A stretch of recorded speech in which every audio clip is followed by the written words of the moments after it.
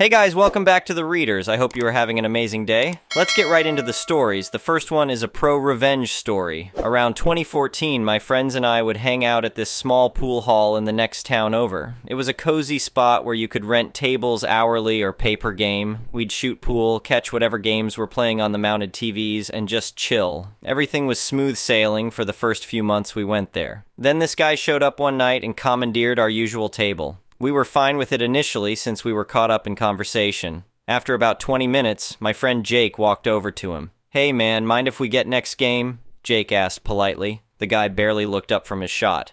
"Whatever," he muttered, clearly having no intention of giving up the table. When the next game rolled around, surprise, surprise, we didn't get our turn. I decided to try my luck.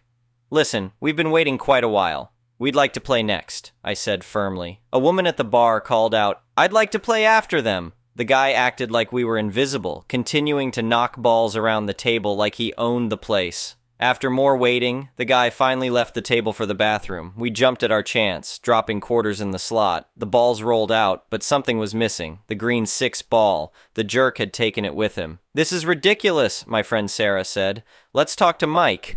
Mike, the manager, looked at his watch. "Look, it's 12:30 and we're about to close. I don't want any trouble this late. Here's another ball you can use." The guy emerged from the bathroom wearing this smug grin, strutting straight to the patio with his beer and our green ball in hand. "What's his problem?" Sarah whispered. Minutes later, he waltzed back in and threw the ball onto our table, scattering our setup completely. "Oops," he sneered, heading to the bar for last call. My friend Tom leaned in close. "I've got an idea. Let's follow him and report him as a drunk driver. Multiple calls will get faster police response." "That's brilliant," Sarah said. We coordinated using our phones, each calling the police separately. "Yes, there's an erratic driver on Main Street. Silver Honda Civic. License plate ABC 123. Nearly hit another car." Tom followed at a safe distance while we made our calls. 10 minutes later, his excited voice came through the phone. "Guys, a cop just pulled him over." We later checked the local police reports. Turns out Mr. Smug got arrested, not for drunk driving, but for having a suspended license. The next one is an entitled people's story. I've been in corporate business for over 40 years, and last month I made a decision that probably shocked everyone in my industry. I walked away from a $100 million deal, not because the numbers weren't right, but because some things are worth more than money. I'm the founder and chairman of a medium-sized tech manufacturing company. We were in talks to be acquired by Tech Giant Corp., not their real name, obviously, one of the biggest players in our field. The deal would have made our shareholders very happy and set me up for a comfortable retirement. During the final stages of negotiations, Tech Giant hosted a fancy dinner event at their headquarters. All the big shots were there: their CEO, board members, our executive team, and their key employees. I was making small talk with their CFO when I spotted someone familiar across the room. My grandson, Tommy. Tommy was working as a junior software developer at Tech Giant. I hadn't seen him in almost 2 years, not since his parents' messy divorce. His father, my son, had gotten remarried and moved across the country with his new wife, basically abandoning Tommy and his mom. Tommy had to drop out of college to help support his mom, who was battling health issues. What caught my attention wasn't just seeing Tommy there, it was how isolated and worn down he looked. While other young employees were chatting in groups, Tommy was alone in the corner, looking exhausted. His clothes were wrinkled, and he had dark circles under his eyes. I excused myself and walked over to him. The look of shock on his face when he saw me was heartbreaking. "Grandpa, what are you doing here?" We talked for a while, and what I learned made my blood boil. Tommy was working 80-hour weeks under a tyrannical manager who kept threatening to fire him if he didn't meet impossible deadlines. He was sleeping at the office some nights, scared to take time off even when sick. His mother's medical bills were piling up, and he was drowning in stress. The next morning, I called an emergency meeting with our board and legal team. Then I walked into the final negotiation meeting with Tech Giant's CEO, Mr. Anderson. "Before we sign anything," I said, "I want to discuss your company's treatment of junior employees." Anderson gave me his practiced corporate smile. "I assure you, our HR policies are industry standard." "Let me be specific," I interrupted. "I want to discuss your treatment of Tommy Johnson in the software development department." The color drained from Anderson's face. He tried to deflect, saying personnel matters weren't relevant to the acquisition deal. I laid out my terms. Tommy and his entire team would get immediate raises, reasonable hours, and proper benefits. His abusive manager would be investigated, and the company would establish a fund to support employees facing family medical emergencies. Anderson laughed nervously. You can't be serious. You'd risk a $100 million deal over one employee? Try me. This is completely inappropriate. You can't use your position to demand special treatment for your grandson. I'm not just asking for Tommy. I'm asking you to treat all your employees like human beings. But you're right. I can't force you to change. I can, however, walk away from this deal. Anderson's face turned red. This is blackmail. Our lawyers can't do anything. There's no law against deciding not to sell my company to someone I don't trust. Now, do we have a deal? He tried to stare me down, but I'd been making tough deals since before he got his MBA. Finally, he cracked. Fine. I'll have HR draft something up. No need. My lawyer's already prepared everything. Sign today, or we walk. 2 hours later, we had a signed agreement, both for the acquisition and for comprehensive employee protection policies. Tommy's manager was fired the next week after a quick investigation revealed a pattern of abuse. Tommy got promoted to team lead with double his previous salary. The acquisition went through, but with legally binding conditions about employee treatment. Some of our shareholders weren't happy about the last-minute changes, but tough luck. There are more important things than money. Last weekend, Tommy and his mom came over for dinner. He looked healthier and happier than I'd seen him in years. His mom's medical treatments are covered now, and he's taking night classes to finish his degree. He tried to thank me, but I stopped him. Family comes first, I told him. Always has, always will. The business papers wrote about the unusual terms of the tech giant acquisition. They called me eccentric, soft-hearted, maybe even a bit senile. But when I see Tommy smiling again, I know I made the right choice. Sometimes the biggest deals aren't made in boardrooms. They're made in the quiet moments when we choose what really matters. The next one is a petty revenge story. This happened back in the 90s. My cousin Don, 28M at the time, bought a lovely beachfront home with a pool from an elderly lady. There was a shared driveway with the house next door that was a little wider than 3 car widths. It was a very long driveway. The next-door neighbors included an older gentleman, OG, his wife, his daughter, daughter's boyfriend, DBF, and several children. With so many drivers in the house, the neighbors parked all of their cars in a long line down the middle of the driveway. The first sunny day after buying his new home, Don's neighbor's children rang the doorbell asking to swim in the pool.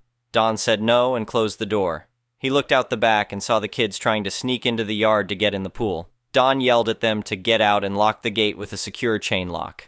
Later that day, OG rang the doorbell. He asked Don to reconsider letting the kids use the pool as the prior owner allowed them to swim whenever they wanted. Don explained that he wasn't comfortable with the liability and that they would not be swimming in the pool at all.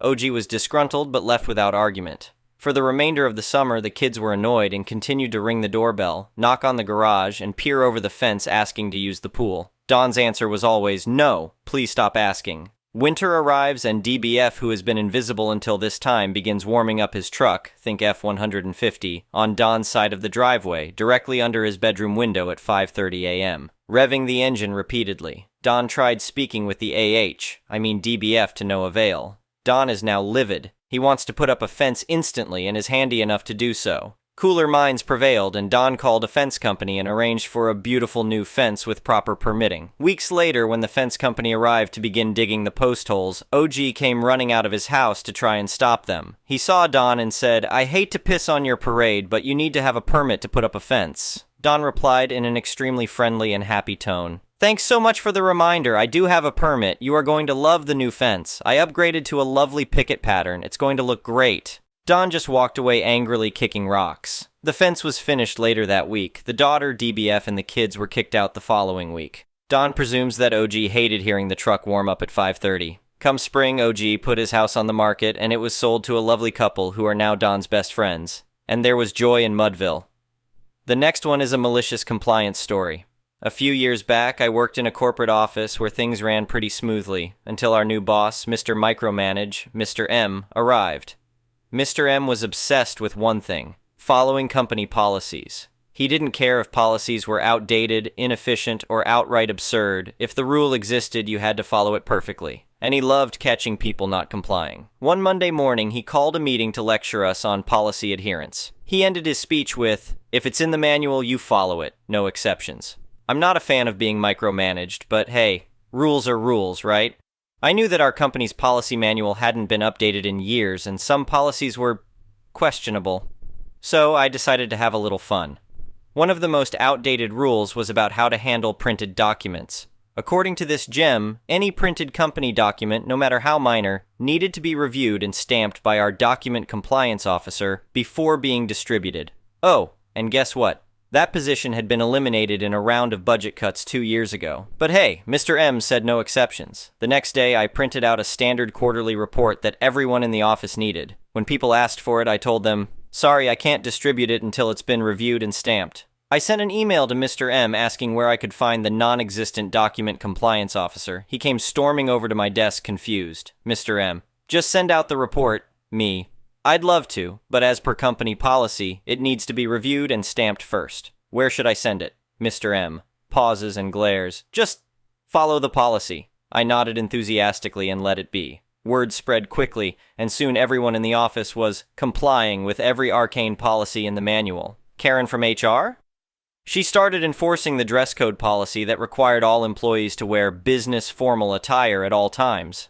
Suddenly, everyone was showing up in suits and ties, and people in accounting were running spreadsheets and cocktail dresses. Jake from marketing? He made sure to send a request to Mr. Micromanage every time he needed to make a 10-cent photocopy, as per the ancient policy that all expenditures, no matter how minor, must be approved by management.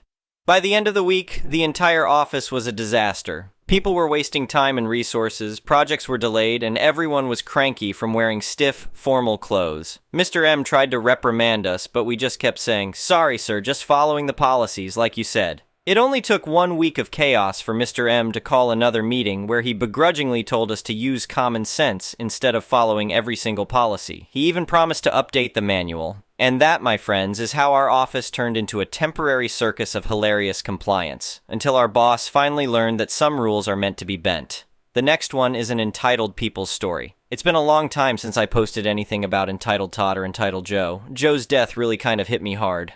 First, a quick update on his mom. She is still living in the house by herself and my 3 boys. Yep, I have 3 now. And I help her out a great deal. With the loss of Joe, I've watched her frail little frame go from falling down several times a week to standing somewhat straighter and not falling down at all. She's outside more and seems just a little stronger than she did before. It makes me happy to see this. As I mentioned before, I know nothing about homeownership. So when my AC went out in August in Phoenix, he immediately came over and looked at it. Unfortunately, it was not an easy fix, and he told me to call an HVAC company to have them look at it. I called one I had used once before, and they came out right away. Joe, not wanting me to be taken advantage of, promptly climbed up their ladder to stand over them while they looked at the AC and discussed the issues. One of them, we'll call him H as he's a main character in this story, asked if they could help him, and he just stared at them, didn't say a word. I was in my driveway talking to my best friend, who lives across the street, but also kind of tuned in to what was going on my roof. I was nervous. Joe's stance was somewhat combative, and I couldn't figure out why. H asked again if they could help him, and he said, "I'm just here to make sure you don't screw her over." What the duck? I didn't ask him to do that. H maintained professionalism and said, "Okay, but we can't have you climbing up here on our ladder. There's a huge liability issue for both us and for her if something happens." Joe said, "I've been a contractor for 30 years. That's BS. Professionalism slipped a little. "Man, I'm telling you not to use our ladder again. You don't have permission to use our equipment." Joe huffs a little and stays on the roof. The HVAC guys come down their ladder and Joe climbs down to a lower roof at the back of my house, then to an outdoor toy box and to the ground. He comes through my gate looking smug and proud and walks into his house. H tells me what's wrong with my AC, and I give permission to make the repairs right away. As the other one walks away to start gathering tools, H stays behind and addresses the situation with Joe. I apologize and tell them that Joe helps me out with a lot of handyman stuff and I wasn't expecting him to do that. H asked me to ask him to stay away because he felt uncomfortable with his presence and attitude. About 10 minutes later, they climb back up on my roof to start repairs. What does Joe do? That maniac comes out of his storage shed with his own ladder and climbs back up on my roof to stand over them. I call to him, but he either didn't hear me, not likely, or was ignoring me. That sounds about right.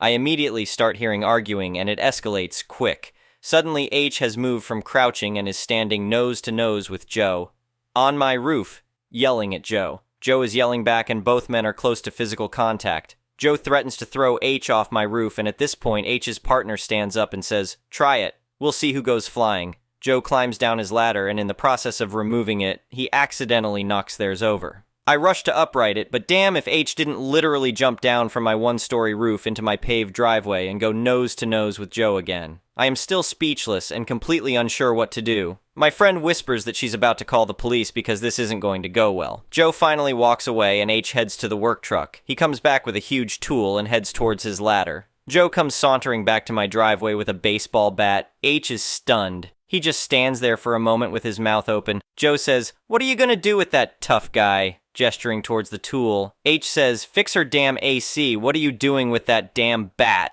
Joe smiles and takes a few steps forward. It is important to understand that at this moment I am no longer in control of my body. Imagine my surprise to find my body moving in between these two weaponized men and facing Joe. "Joe, I really appreciate you looking out for me, but I think it would be best you leave and let them fix my AC. It's too hot for this shit." Joe tries to argue, and I honestly don't remember what he said. I just stared at him. He left. I turned to H and said, "I am so sorry. I'll make sure he leaves you alone." H apologizes to me profusely, says he's been acting unprofessionally and should have controlled his temper. I told him it was fine, that I had known Joe a long time and knew how he was. I had just never seen him escalate like this before. Joe stays away, and H and his partner get my AC up and running. They knock $100 off my bill to apologize for the shenanigans. H called me about an hour after they left to apologize again. I continued to use their services until H called me a couple years later to tell me that he was moving to the East Coast with his family and closing his business. He recommended another company who I still use to this day. Joe has never again approached any professional team at my house. We never talked about it either. And he continued to do small repairs for me when I asked. The next one is an entitled parent's story. This happened just yesterday. I am 26Y man and I just got out of mild surgery. I am 192M and around 120 plus kg. This is important for later. Recently, I had an important mild surgery to remove a pigment on my body that could cause me more health problems down the line, and because of it, my body is doing its best to heal after the surgery, and I sadly got bit sick also since it's getting cold. I am a mess. Sick, body still healing, and a bit tired from it all, but of course I am doing the best I can because I live on my own. Me and my dad do have a side job where we work on electrical products reviews for companies, and I help him out. A part of this side job is filling up paperwork and a PDF documentation. I told my dad that I am a bit sick, and that of course I am healing, so he offered to bring me some much needed groceries and even some medication. Though out our work days with him, I've noticed that week by week he has become more and more aggressive towards me about comments about my body. He has been trying past last months to get me and lose weight because I am getting fat, and I agreed, and I am slowly taking the steps to work on it, of course. But lately he has become really mean and nasty about it, screaming at me, calling me fat, and constantly pointing fat people like, if you aren't going to lose weight, you will look like that one day. Mind to mention, I am not like morbidly obese or anything health critical. I am happy the way I am, and I am in fact actually doing something about losing weight, but it's not instant. Last week he called me though, out the 3H of working 5 times, made a comment about my weight, even made me stand on an industrial weight to see how heavy I am, throwing a fit when he saw it. And later at a pub when we went for lunch, he loudly talked about how messed up I am, how all of this is going to cause me serious medical problems, how I am going to end up sick and dying early. The problem is my dad is a damn hypocrite. I learned to just take it and ignore his comments, and the fact I am not allowed to complain and he gets mad at me when I mention something he does wrong is just really the fundamental hypocrisy incarnate. He used to come out of being caring, but what was once care now turned into obsession and harassment, because now he is just being mean to me because he hates to literally looking at me and that I am not his ideal son. God forbid talking with him about sexuality and gay, bi, trans, people that I am one of and I respect. But the fact he just cannot drop it hurts me. It's just the fact he thinks I should do whatever he says because you are my son and you will do what I tell you to. Anyway, back to the story. The day comes, and he arrives next to my apartment, and I walk out wearing my PJs to make sure to stay warm, wearing obviously underwear too, since you know I'm walking outside in public, looking tired, sick, and bit messy, since I didn't shower that day, and handed him over a USB with the finished work, telling him I will later have the rest done, but because I was sick, I didn't felt like doing much, and that we know it can wait too. He then got me to help with the groceries, me already thanking him for the help, of course, and him making a comment, "Oh, I might have to use the toilet if you don't mind." And I replied that of course not, it's not a bother. We walk up the few steps and dropping off the groceries next to my door and me getting my keys when this conversation happens. Dad, wait, you are wearing underwear under your PJs? What have I told you about wearing underwear under your PJs it's going to cause to hurt your waist and you need that area to breathe so it doesn't hurt down the line and... insert more health-based information. Me. Out of pure annoyance, sickness combined, and not sounding rude or mean, just annoyed and weakened state after a recent surgery. For Christ, Dad, could you at least one day, whenever you see me say something without making a single comment about what I am doing wrong in your... Dad, you know what? If you are going to this mean and disrespecting me like this, you can take care of yourself on your own. I go out my way to get here and help you. And you going to be this rude to me? Me, instantly putting on even calmer demeanor. Ugh, no, Dad, I didn't mean it like that. It's just whenever you say something, it has to attack my character and you just being mean at this point. Dad, you know what? You die for all I care. That moment I just froze. Look at him slowly angling my head to meet his eyes. Surely he was just joking. Me giving him the benefit of the doubt, ask him again. Me. You are joking, right? You seriously cannot mean that to your own family. I kid you not. He doubles down. Dad, yeah, my, insert coworker, was right about you, that you need to find out when you get older and see how much messed up you get, how ducked up you get, and when you will be laying in your deathbed, you will know it's all your fault. I just stood shook. We barely spoke after. He used the bathroom, said goodbye in a very rude and annoyed tone, slamming the door behind him as he leaves. After I right away called my mum to explain what just happened, and she was live-in with him. My mum and dad are divorced, and we talked about what just happened. Her even willing to call him to give him a piece of her mind, to which I of course didn't wanted to do. Mentioning it would just made him mad, and he would probably do something really that he could harm himself and make it my fault. We talked about it and decided that best is to cut him out and ignore talking to him unless it's something urgent, because if I would just let it go, it would got much worse.